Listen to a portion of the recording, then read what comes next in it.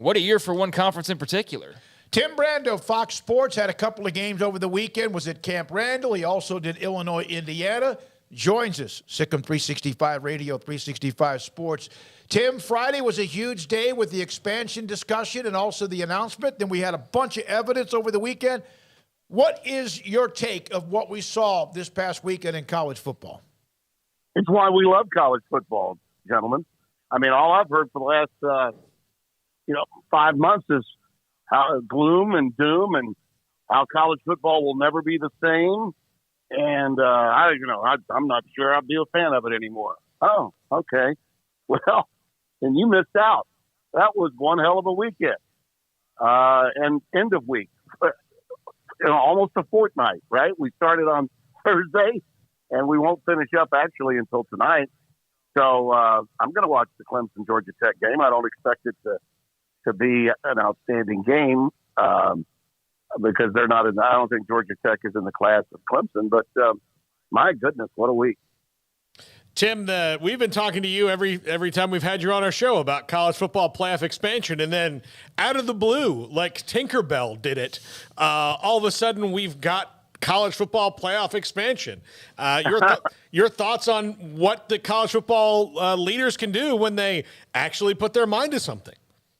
And it's not a surprise that it's happening with the Big Ten deal first done. I think I've been on your show, guys, quite enough, and I've said it. They need to get the TV deals done, and the Big Ten deal was the biggest of the deals. And with it done, they could start moving in the proper direction. It's clear that Greg Sankey and Kevin Warren are on the same page. That had to happen. Okay, those two had to be on the same page. Now they are.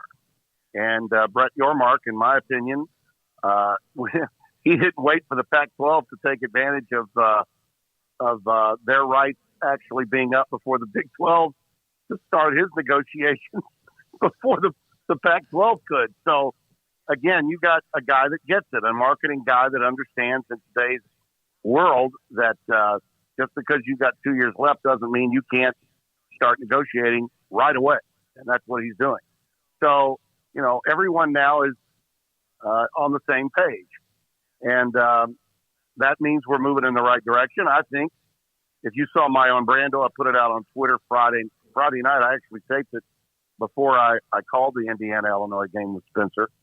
I will tell you that I believe that the 12 now, they're floating it out now, 12 teams now, means that the potential of 16 could be there if we do wait 3 or 4 years before it actually happens. I think it could happen sooner rather than later. The potential of it happening, now that rests with the current rights holder. Okay, that would be something that the CFP and ESPN would have to take care of because they are the current rights holders. But if we're all in the same boat and we all agree that it's time for expansion, I think it would be probably pretty well documented that everybody wants to go to 12, but that one entity doesn't. And if that's the case, then I think it's in the best interest, just my opinion. Okay, I'm certainly not a decision maker for the boys in Bristol, but I think it would be a wise choice to go ahead and tear up the deal and move on so we can get on with it and make the product better for everybody, because this is a win-win for everybody. Television gets more inventory, college football gets more teams and more revenue, and fans get more games. There's absolutely no downside to this. Zero. Anybody telling you otherwise is an elitist that doesn't get it. Okay? They're just pom-pom waving fans who want their party to be their small party only, and that's it. We don't want anybody else to have a chance. Okay? And that's pretty simple for anybody to see. Yeah, you summed up exactly how I feel, Tim, on it. The elitist is saying that word exactly in everything. I feel the same way. The arguments are, there might be some blowouts, or there might be, the same teams. I mean, so what? So what? It's about adding energy and enthusiasm to the last half of the regular season. There will be more viewers of more games when the games matter more. Okay, I use this example the other night on the air, Spencer and I have done the Heartland Trophy game, I think 2 of the last 3 years between Wisconsin and Iowa. Now, neither of those teams, are offensive juggernauts. They don't, they're not necessarily the most enjoyable teams to watch, but they're very effective and they're damn good, especially defensively, with great players who play on Sunday eventually. Almost always, those two teams are in the top 15 when they play, Iowa and Wisconsin. And generally speaking, that game is on opposite the Iron Bowl between Auburn and Alabama. And people will say, oh, Brando, nobody's watching your game. Well, wait a minute. I can tell you over 3 million people have watched the Heartland Trophy game each of the last 3 years. So there's a significant audience in the Big Ten area that's watching that game, not the Iron Bowl. So if suddenly that game, the Heartland Trophy game, between a team that's ranked, let's say Iowa is ranked 8th and Wisconsin's ranked 14th, okay? It's an early November game, or mid to late November game. Do you think more people are going to watch that game if they know one of the winner might be in the top 12? Oh, yeah. Of course they are. So that's just one example. There's many, many more that I could cite for you. That games, we talk about games in November resonate. They're the ones that everyone remembers. November's games are the ones you remember. And that TCU Baylor game, by example. How devastated would you have been if 12 were getting in? I think that's the game that cost you a chance to play off last year.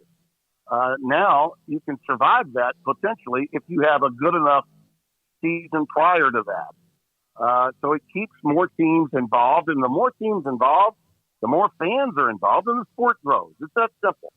We're not watering down the product. We're just making the product bigger and better. It's as simple as that.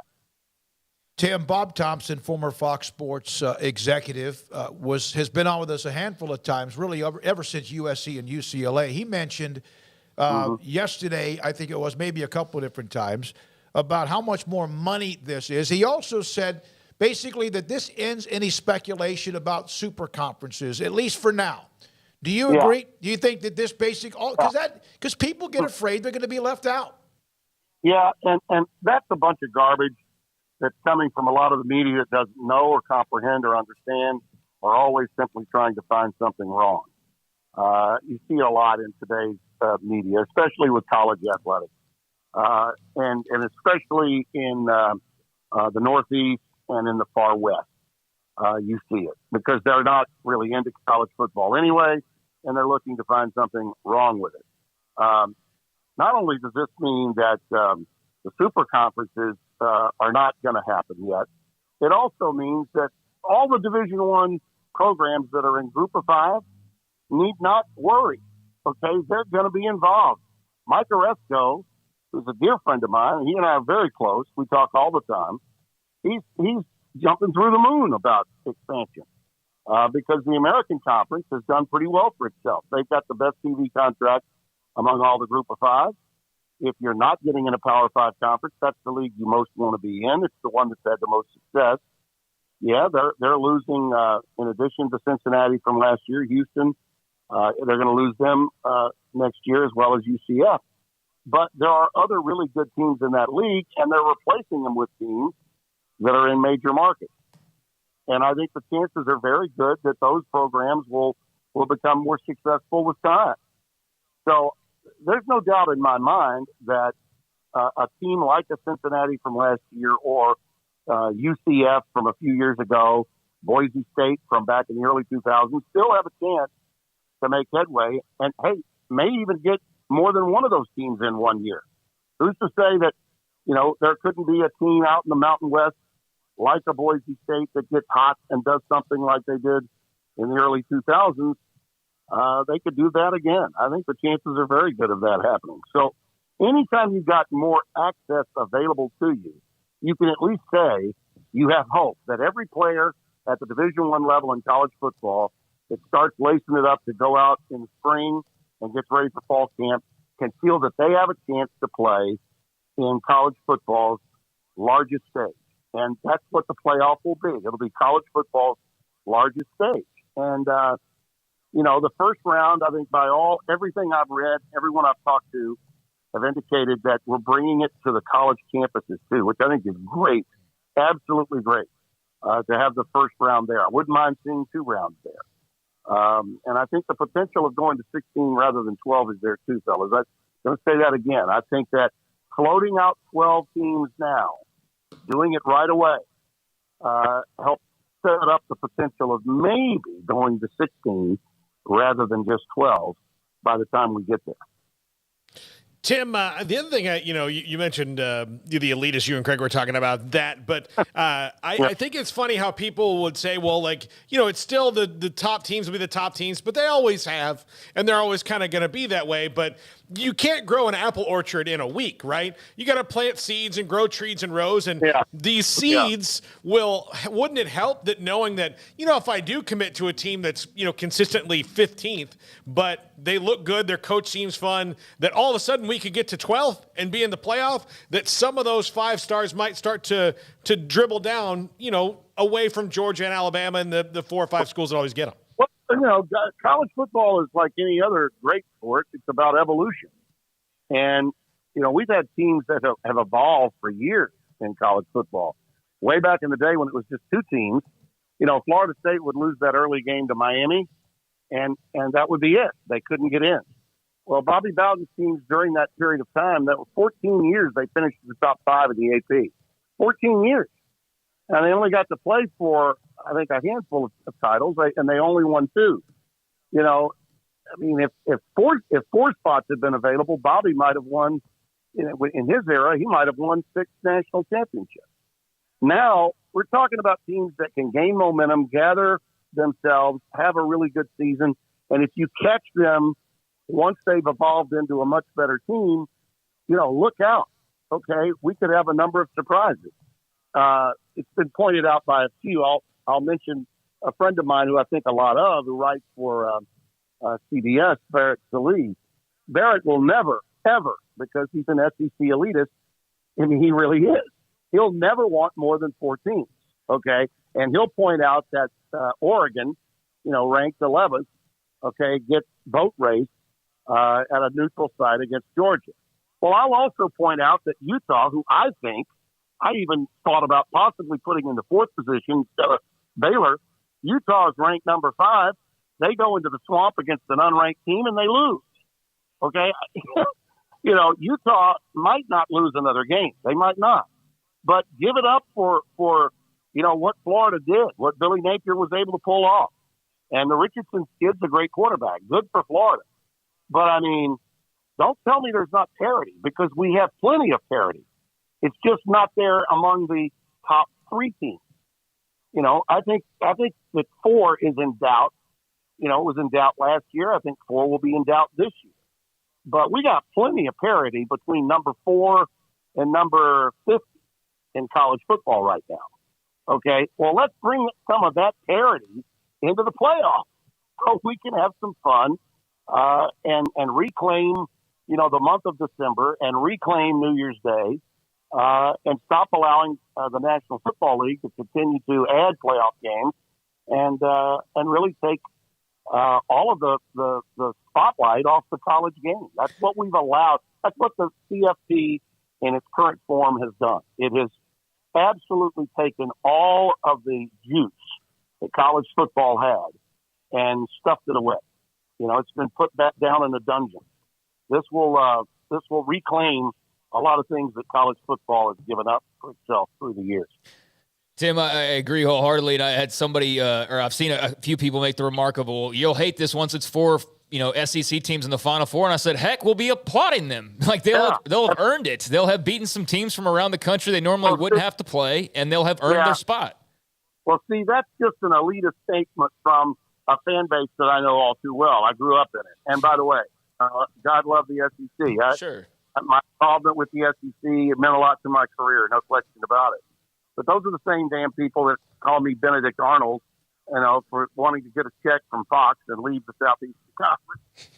Like I had like that was all my, you know what I mean? The reality is, if you're the best, then enjoy being the best. having to play a few more games shouldn't be a problem. No, the truth is they're scared to death. They're scared that, oh, my God, now we're going to have to win how many games to get to the championship? It's still a game. If you talk to most fans, they are so chronic. I mean, they are so out of their minds, these people, that they believe that nothing good is going to happen for their team from the moment they get to the stage. I mean, they are so insecure about their teams, and yet they're the first ones to be blowhards on social media and on radio and podcasts to talk about how great their damn league is. I mean, fans of college football are what make the sport great. They're also what make the sport really sad from time to